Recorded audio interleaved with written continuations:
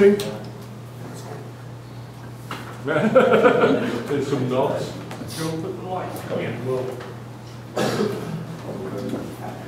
Any particular phrases from that stand out, or anything from that? What was said? Modularity. Modularity. In what sense? Well, there's the idea of domain specific versus domain general. And when you're working in domain specific, you're working in modularity. So there's a mod for intention that they had. There's a mod for language and all these. Whereas domain general says, okay, that's great, but we have this umbrella almost that takes all of these different modules and works with them together. Whereas domain specific, it's like, okay, we're just going to focus on one or the other.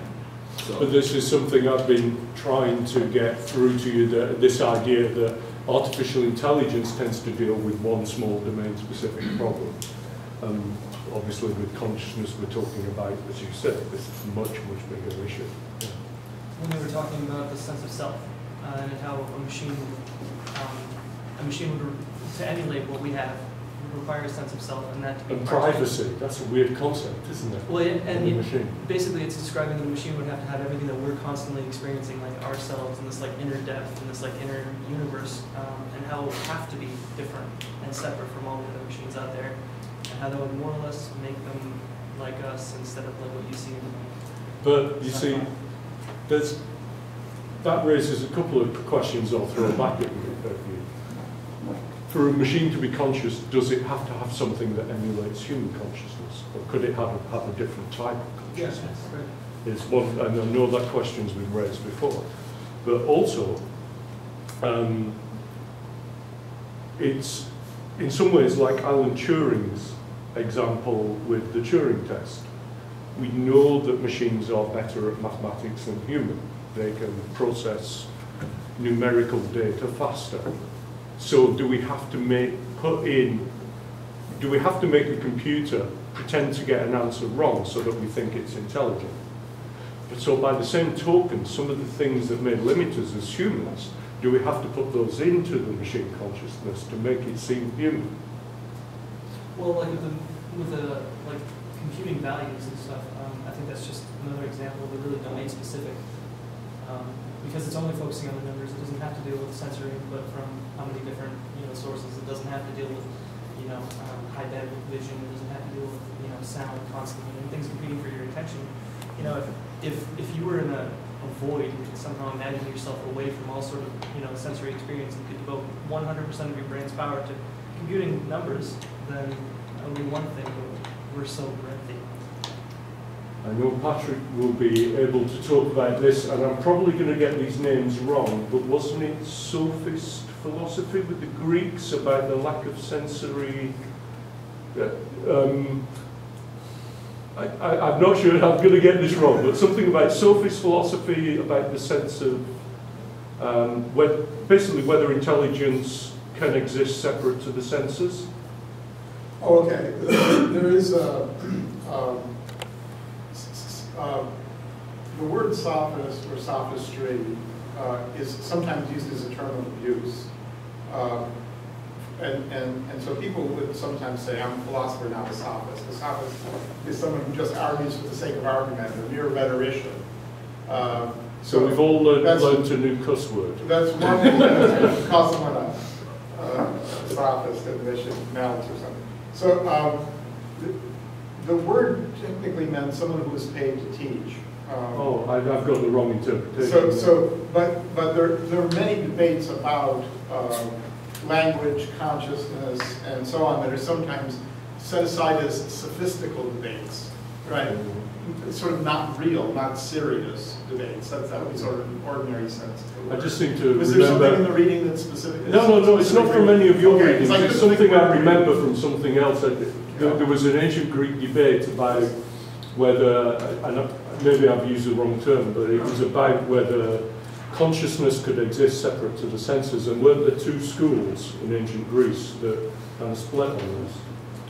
Oh, there are many disputes about that issue, about where to locate consciousness, and there could be, it might not be a mistake on your part in any way, There could be, but I'd have to go searching for it because nothing comes right to mind. For example, Plato wrote a dialogue called the Gorgias. Gorgias was a sophist.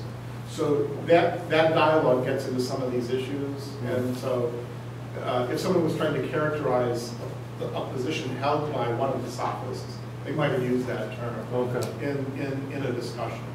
But without actually looking right specifically at the text, I have a hard time telling you. The discussion, I mean, what Anthony said there about if a human could have all their sensory input removed and just be acting, is a thought experiment I'm sure the ancient Greeks used to have similar discussion about humans without the sensory input. Right, just sort of an argument that reduces something. Remove this, remove that, and then see what you're left with. It's a standard sort of mode of operating, sort of performing a thought experiment. Yeah. The Helen Keller story, for example, is often used to think about these kinds of issues. You might have to explain. The relationship between language and sensory input. You might have to explain it. Everyone know who Helen Keller is? Mm-hmm. Anyone not? Yeah, no one's going to put their hand up now.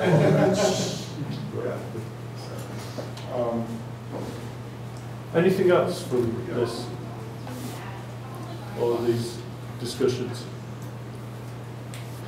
There's a couple of things I thought were really interesting. One was, it started talking about expert systems, and then, this is slightly different to what Brian said.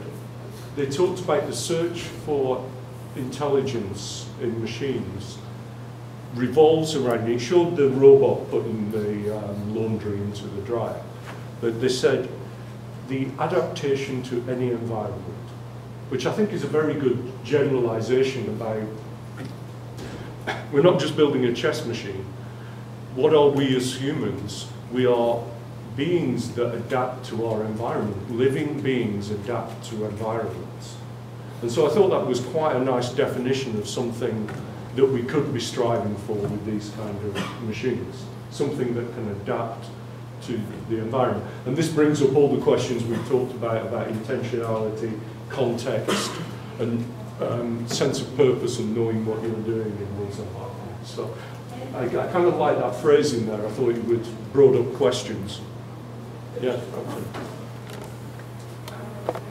This may be opening up a whole other can of worms, but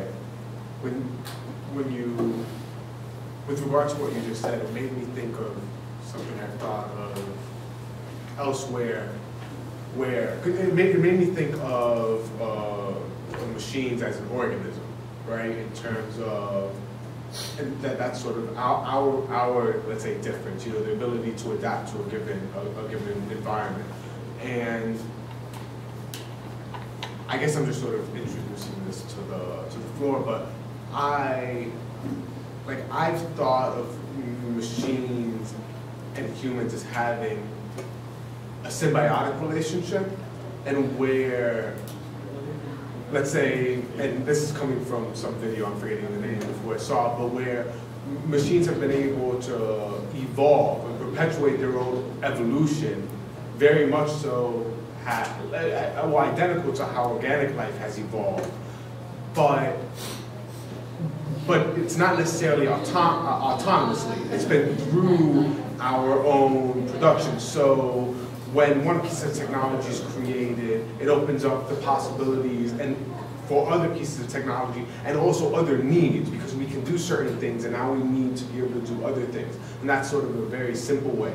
And so regarding adaptation, perhaps technology is able to adapt to varying environments, but it's through a symbiotic relationship with humans as opposed to autonomously doing it themselves. Yes, I kind of agree with that, because the very first lecture we talked about the first logic theorist that found theorems that didn't exist before. So it was kind of generating science, technology, even from the algorithms that didn't exist before this piece of technology. And we're now using technology all the time to generate, as you say, the ability to further that technology. The technology itself generates the further technology. I know you weren't here last week when we talked about genetic algorithms and how we can use evolutionary motifs in developing processes and algorithms and evolve solutions in a similar way to the way organic systems evolve. But in here they talked a little bit about this idea of emergent consciousness. There's a particular key point here which is open to debate. I'm not sure I agree with this, where the ability of the device transcends the technology, is the phrase they use. They have an emergent consciousness that transcends what the physical hardware is. And this is partly what Kurzweil's singularity is about, that the technology sort of becomes sentient, or it moves past that certain point. And whether that's ever going to happen is open to debate. We don't know.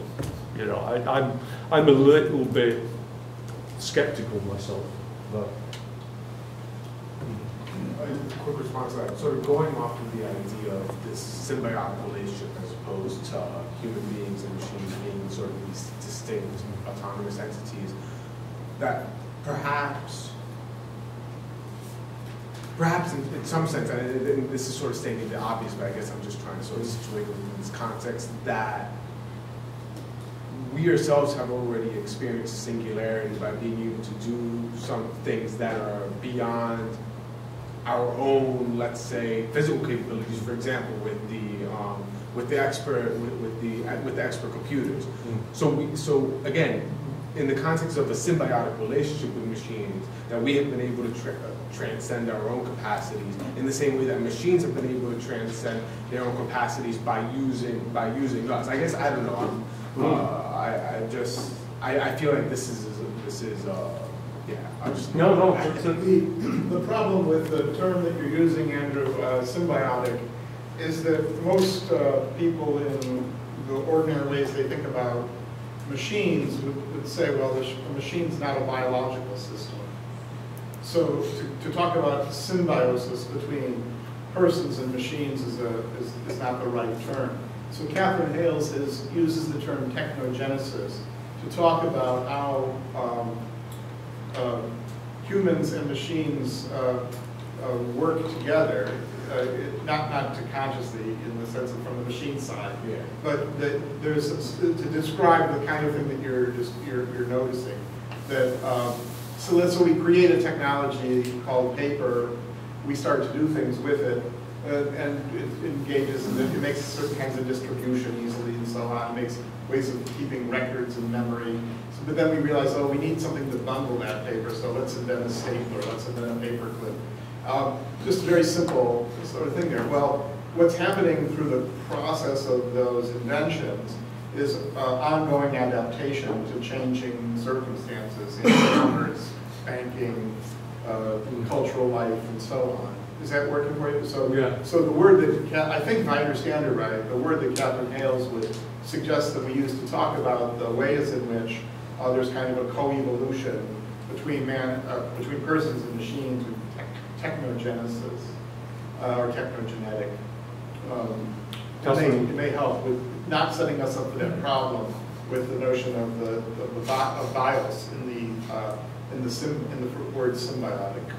Catherine Hales is a media theorist, particularly feminist theory regarding cybernetics and transhumanism. We'll probably look at some of her writings later. I'm casting about to try to find something relatively short of hers that will work for us. I'm slowly working my way through a book that she became famous for. It's over there called How We Became Post-Human. And then I think her most recent book, where she goes into the technogenetic stuff, is that book over there called How We Think. Yeah. So she's really starting to wrestle with this problem. But yeah, she's writing from the point of view of being a student of literature, as well as the cybernetics and computer science. There's two of the main theorists in transhumanism. Surprising, I say surprisingly because computer science tends to be dominated by men, but it's Donna Haraway and Catherine Hales are the two who write most of the stuff about cybernetics, transhumanism, and particularly from the point of view of how we become more than human, from a theory point of view. Yeah, and so my own way of working, I'm learning as I go with Hales and Donna Haraway, but so I have a kind of, I've always had kind of a passing familiarity with what they're about. Now I'm starting to look more carefully at their various arguments. So what Catherine Hales is generally going to suggest, if I understand her position, it sort of builds on what we were talking about last time, that we have from the computer science side of things, something like attention to information systems. And so this is one way of thinking about, you know, stuff from a techno-computer science perspective. She's going to say that the humanities side of things, I'm trying to remember her language for this now, it deals more with, let's just use some common vocabulary. She might not use these words. It deals more with things like meaning, intention, purpose, you know, ideology, all of those sorts of things that are saturated with sense and reference. What she's going to, I think, be proposing, if I'm following her right, is that both of these different domains share narrative, and that's what we were, in some ways, in pursuit of last class. So whatever she's after, the narrative is something that's shared between these different domains. Yeah. So the symbiosis thing, I can recognize that that's perhaps not the best sort of term to talk about the interaction between, if you want to talk about technology, people and technology, but I'm not sure that I can view the relationship as kind of unidirectional. Like it's always the human that's acting on the technology. And I don't think that the term's not there to imply that. It's sort of what Andrew was stating, that there's an interaction. The technology is invented, and it enables certain things to happen. Some of those we intended, and others we discovered. Oh, look what I can do with this new technology. So then we see in that phase, the technology is acting on the human consciousness and the human creators, right? So then the human creators say, oh, well, now that we didn't realize that we could do these things, and we can, right? That opens up some other possibilities for further developments. Is that working for you? So it's more reciprocal. Yeah. Well, and so it's... So technogenesis as a term is trying to capture that way in which a tool is created, right? But then in the fact that it's being created, it acts back on its creators. Is that in the term of technogenesis? I think so. I think that's what she's, if I'm understanding her arguments. Because one of the things that this reminds me of is, I mean, there's a whole range of discussion on tools and, you know, how we create tools and how they influence us in return. Memetics jumps to mind. Memetics? Memetics. And how, you know, it's this like genetic view on like cultural units of information, if you want to look at it that way. That we throw something out there and then, you know, it may float around for a little while, but it also experiences change. And then in turn influences in unique ways. So I think maybe Help me understand that part of what you're saying, it also experiences change. What would be an example of it experiencing change? Using humans like agents or whatever as perhaps the I guess the machine of like change. Like it passes through the agent of change. The agent of change. Better. So humans are the agent of change in like an idea, some sort of maybe cultural notion, some sort of idea, and that you have this idea that undergoes change as it passes through other cultures and humans in particular, and that idea is replicated, etc. And it's organic. But I guess it's just what makes it organic? I guess I want to stop you there. It's organic in the sense of just as much as the evolutionary algorithms are kind of an organic process that's been. Well, I think I'd have to say no. Those evolutionary algorithms are. We're using a metaphor, aren't we, when we call them organic? Right. You know, I don't need to water them. They don't need sunshine. Oh, no, yeah, not organic in the strictest sense, but in a metaphorical sense. Sure. So we have to be very careful there. if we're pursuing that particular. So otherwise, we're just making the question. Right? We're just sort of assuming the thing that we want to prove, demonstrate, because we're getting taken in by the metaphor. If you build the argument that way. Now, just one quick point here. So Catherine Hales, if I'm understanding her view, she's going to say that someone like Minsky and someone like Searle, who are basically, kind of on this divide in some way, that they both are heavily invested in what people that do postmodern theory call meta-narratives. So a meta-narrative, I'll put it down here, because it's not, don't confuse it with this word, it's a completely different concept. A meta-narrative is an explanation, a grand explanation for things. So Christianity would be an example of a meta-narrative, any kind of major religion, or Marxism would be a meta-narrative, okay? Anything that sort of is the grand, major sort of explanatory discourse. So what Catherine Hales wants to do is, and rightly so I think, she wants to avoid these meta-narratives.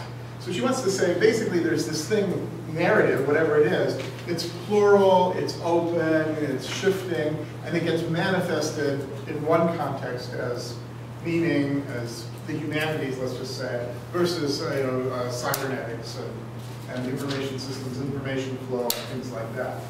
Now, what I've been doing, just to show you how I want to engage this debate, is I want to say, okay, I can follow this, it makes some sense to me, but what is the work that narratives do? What are these things narrative? What conditions have to be in place in order for there to be such things as narratives? One of the things we might find ourselves thinking about is, well, maybe these narratives are kinds of adaptation, right? What does it mean? What is an adaptation? And so let's just think a minute. How do I adapt? How do I, as a human being, how might I adapt to the world? Well, the world presents me with some kind of a problem. And so I'm called up short by the problem. And I start inquiring about it. So one of the things that happens to me when I'm, as a human being, using my conscious mind and my awareness and my understanding of things, just in the lived world, something calls my attention, gets my focus, a problem of some kind perhaps, maybe it's just a curiosity, and I start making inquiries into the thing. So inquiry, Heidegger's going to argue, has three parts. There's that which is asked about, there's that which is questioned or interrogated, and then there's that which is found out. And that's one thing that's going on. And so we sometimes produce narratives within this process. Sometimes I'll have something happen and I'll say, well, what's the story going? What's the story with this thing? Right? Can you explain the difference between the first two? What do you mean by asked about? Asked about and interrogated? Sure, yeah. Let's say you wanted to know something about consciousness. You could come and ask me, and I would give you an answer. So you would be interrogating me. Or you could go and ask Damien, and Damien would give you an answer. Right?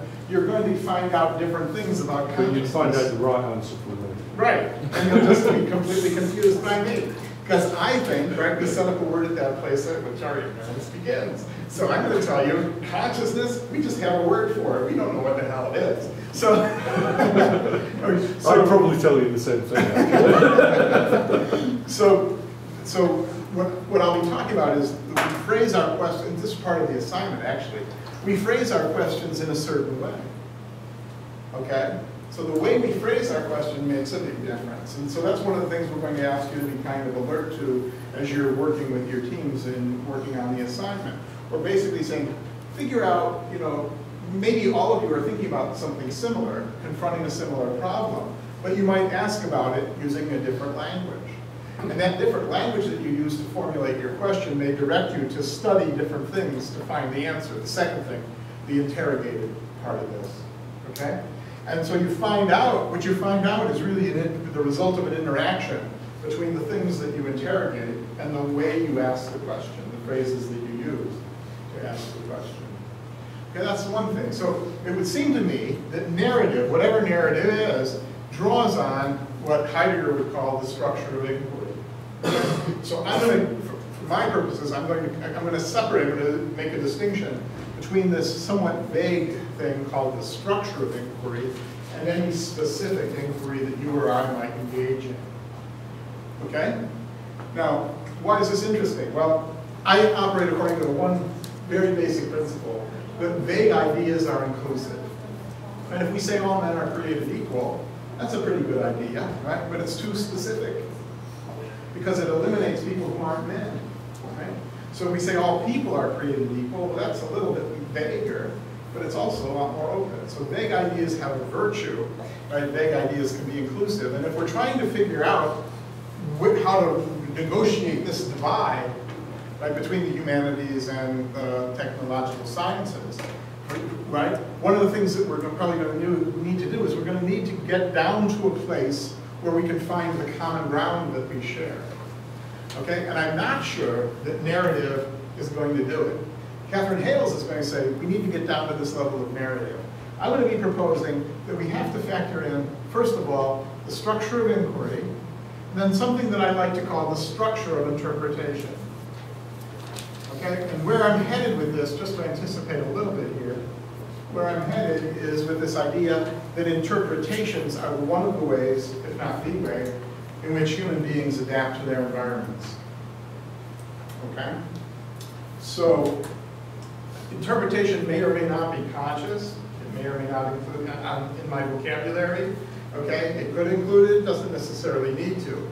So keep that idea in mind. Then the third structure that I'm going to talk about is the structure of causality. And this is an old concept coming out of Aristotle. And Heidegger uses it as well. So I'm stealing this structure of inquiry from Heidegger, and I'm going to steal his description of the structure of causality, too. He draws on Aristotle.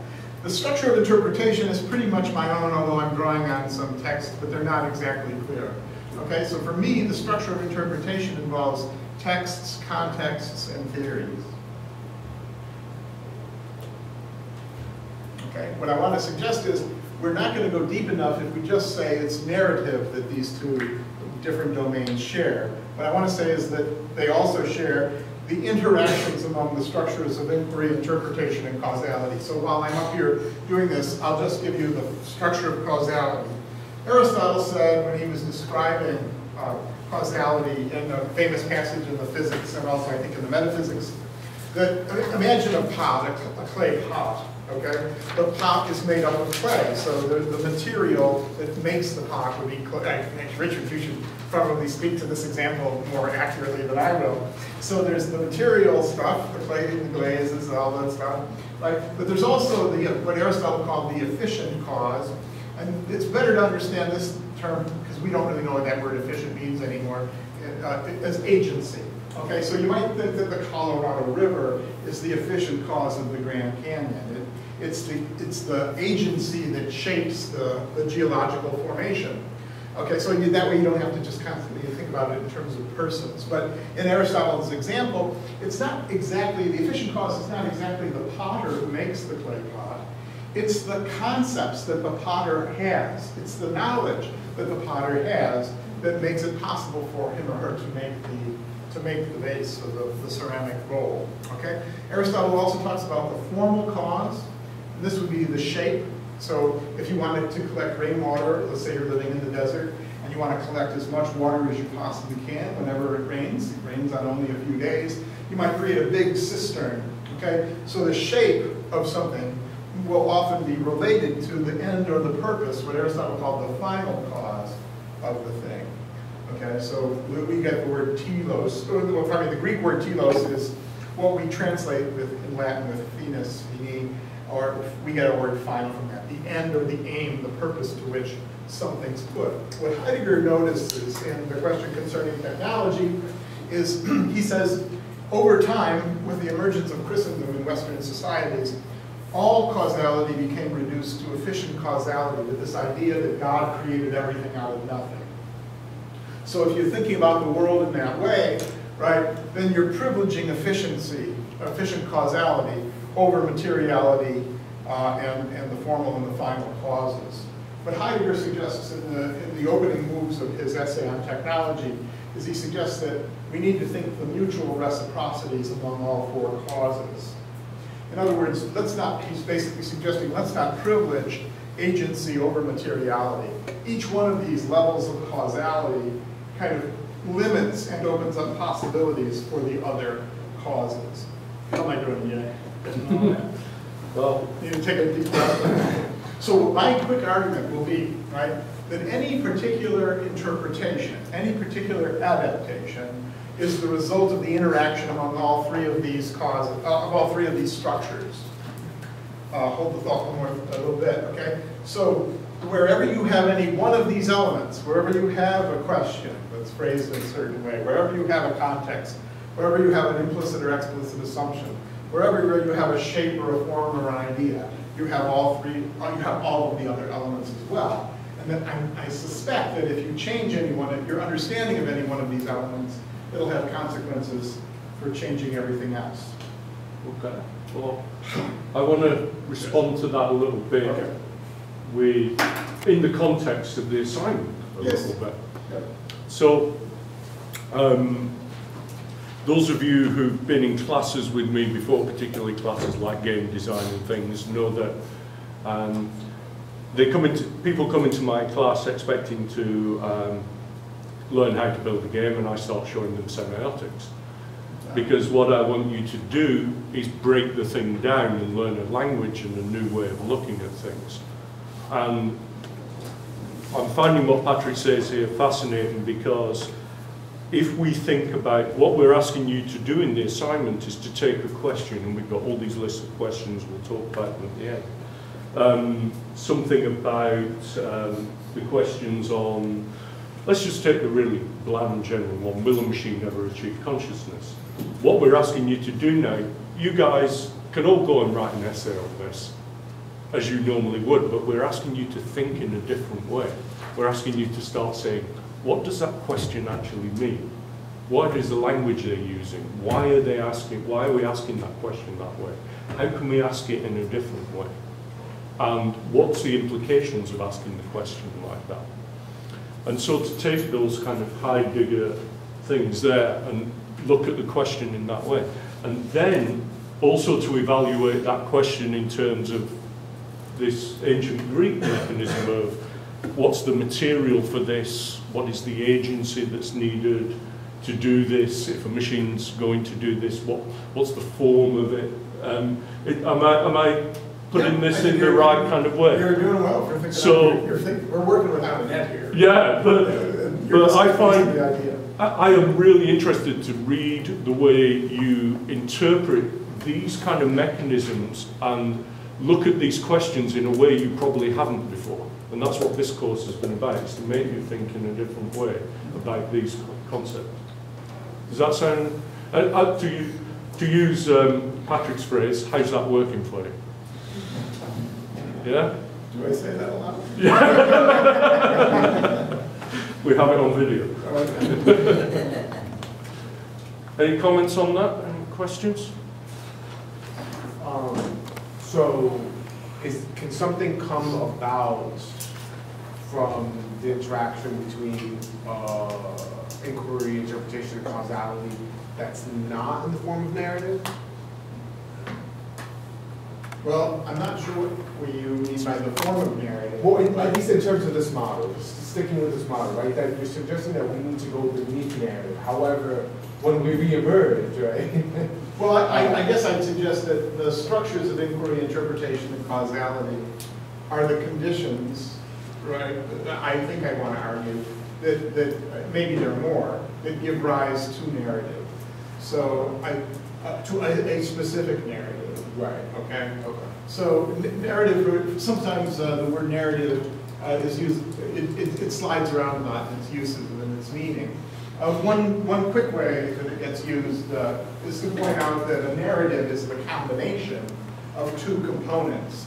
Okay. So can you see, Damien, if I'm? No, it's all right. Okay. So let N stand for narrative.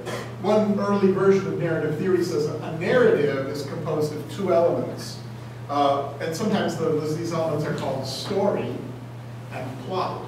So a lot of times people think, oh, English professors, when they say story, they mean plot. When they say story or plot, they mean narrative. But some narrative theorists say, well, A narrative is actually constituted by, first, a chronological sequence of events, and then the arranging of those events so that you know the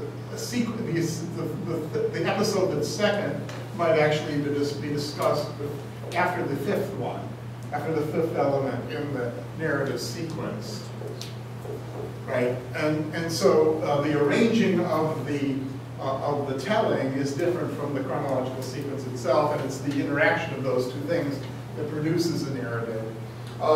This is a very general way into much more complicated discourse that we associate with Russian and French narrative theorists. Okay, so I think most of us can understand the discussion of narrative with regard to plot of a movie or a book, Right. But I imagine many people are having difficulty making that jump to a narrative of the technology or the information science narrative from this.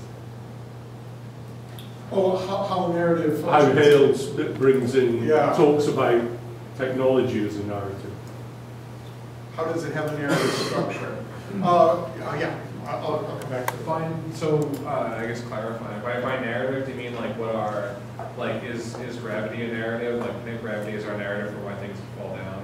Is that what you mean by narrative? Am I misunderstanding the use of the term here? I think that's coming close. Yeah, that there's a story embedded in the concept. Okay. What's am I? Any metaphor could be a narrative, or one way to think about it is that narratives are just expanded metaphors.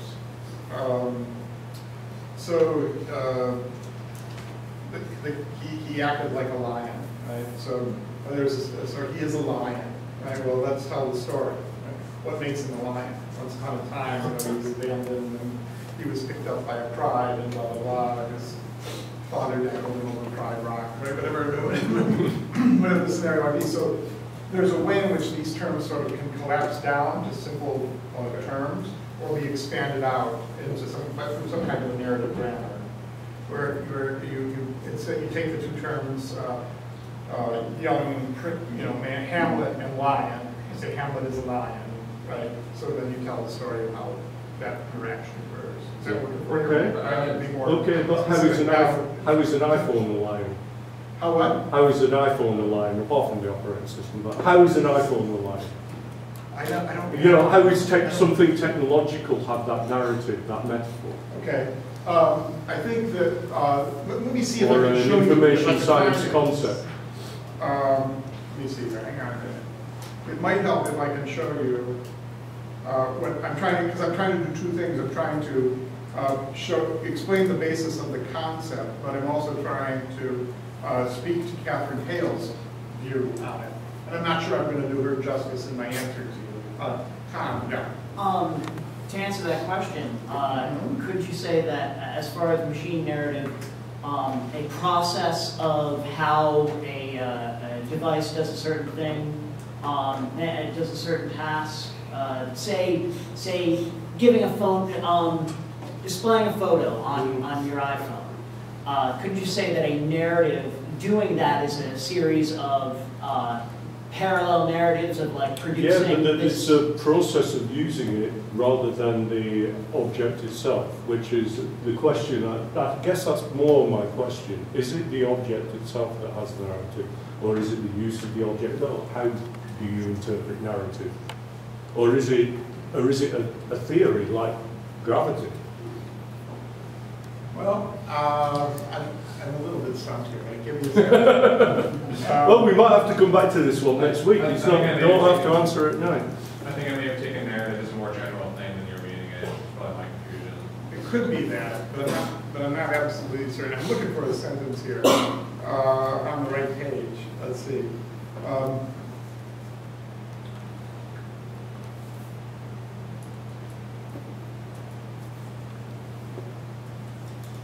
Let me see if I can. I'm not sure I'm going to be fair to Hales on this view. Let's take a simple example. An iPhone. I'm not sure an iPhone is a simple example.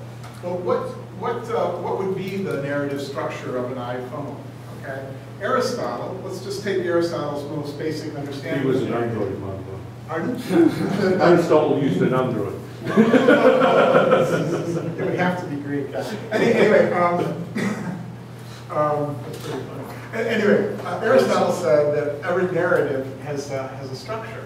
Okay, there's a beginning, a middle, and an end. Okay. Now,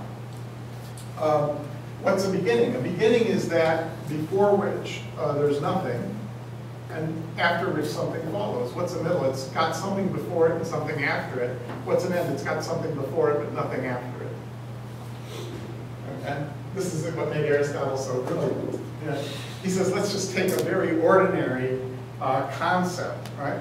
So when he's talking about tragedy in the case of Oedipus and the Poetics, right? What he's basically saying is, well, Plato had argued that all poetry is nothing but lies.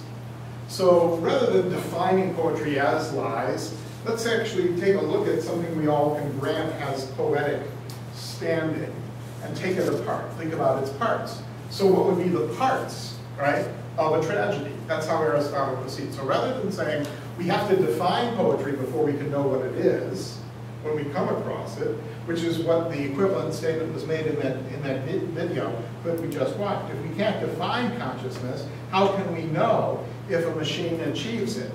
Okay? So that's a Platonic kind of approach to definition on this example. What Aristotle would say is, let's just look at something that we all understand to be conscious and try to divide it up into its parts. Let's try to think about what it's made of, what's involved in its making, what are the agencies that are responsible for its making, what's its shape and what's its purpose, and how do all those things interact with each other? How am I doing? So, in answer to your simple question, I'd say we can think about the iPhone from two perspectives. If we just foreground the narrative structure of its beginning, middle, and an end, we can think about it spatially, or we can think about it temporally. So an iPhone, right, as a technology exists, right, with a particular story. Once upon a time, there was this guy by the name of Alexander Graham Bell, and he said, Watson, come here, I want you, right? And so the description of this thing as a phone, right, involves itself in that historical narrative. The historical conditions that give rise to that technology, right, are part of that technology's narrative structure. Okay, I Got can buy it? that. I can buy that. Is that I working can for buy you? history as a technology. Yeah, I can buy that. So there's a fancier word for this would be there's a genealogy, there's a history to this. Is this an iPhone? It really is? Wow. Well, I'll be very careful. Apparently this thing can take pictures. And I can see myself. And it can do all kinds of things that a phone can't do, right? So it's not really a phone. But there's a genealogy to the camera as well. Right, okay? So we can tell the story of the technology's beginning, middle, and end in terms of time. But I don't know, spatially, I don't know. Where does an iPhone begin and end? But it has a top and a bottom. It's got, a left and a right, I suppose. Right? It has dimensions in that way. The last time I heard someone talk in this manner was a Dutch friend of mine who worked at when I did my PhD, we worked in the same lab, and she went on to work for Motorola, and her job there was, she had a brilliant job title. She was a future technologist, and she had to predict how technology would be used in ways we didn't expect it to. And she all the time talked in exactly this manner about genealogies of objects and how they come from a particular, so that an object has a historical past and precedent and moves into, and it also has a forward timeline that we don't know that we're trying to predict. Right. It has a life, and the technology, she talked about the technology. Say it has a life. Well, she talked about particular concepts. The example she always used was text messaging. Okay. Kind of as a concept has a life, it has a history, there are written forms of communication. We communicated by letters, we communicated by telegrams, and those things have all led to us having text messaging. And then how will text messaging evolve, and what will be the next form of text messaging? So it's kind of projecting from the past, going through and trying to predict what the next technology will be that will go. Text messaging is particularly interesting because no one predicted it. It was, the phones were developed and the text messaging were a way for the telephone engineers to check the line was working. They didn't realize people would actually want to, they thought no one would be bothered to type out a message on a phone number pad. And so they actually offered it as a free extra when they first started selling these phones. And all of a sudden it was massively used, so they started charging you money for it.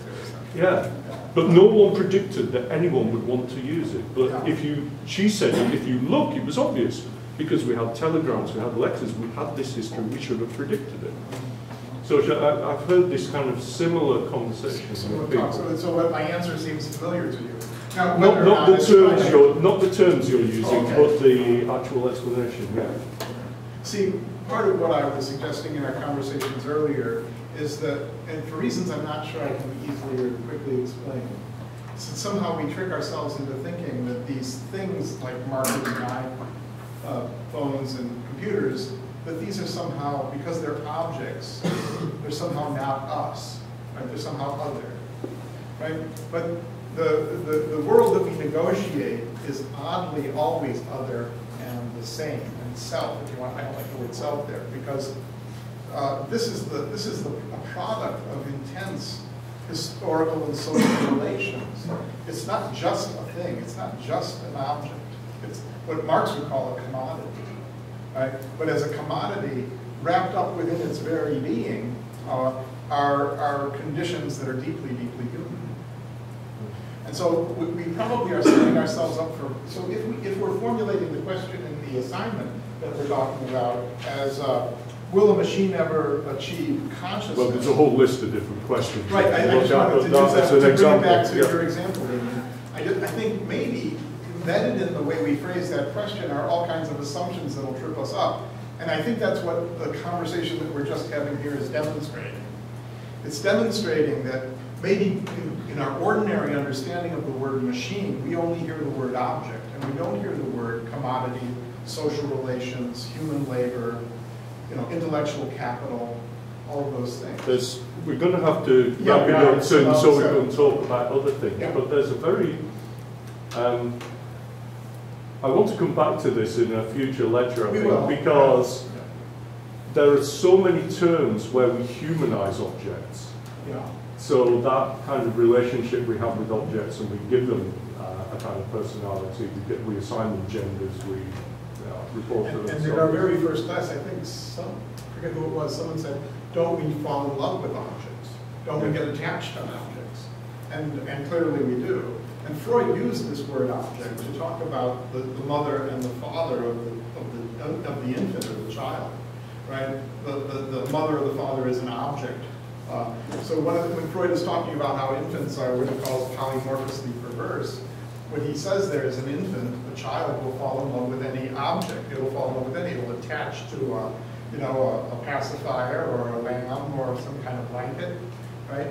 We all know about the kids that can't have to bring their little blanket wherever they go, right? They really are attached to that object because it's not really just an object for them, right? It's a technology of comfort, okay? So it's like an iPhone, right? So all of you who can't live without your iPhones, you're just still carrying around. I do love Patrick. I also love Patrick's language, so you're all thinking now like technology of comfort that you all have a PlayStation or an iPhone. I want to make one last little joke. I want to say to this little lamb, who made you? Who made you? And the other one you used was when you were talking about the distinction between people in the humanities and computer science, and you said that the humanities are saturated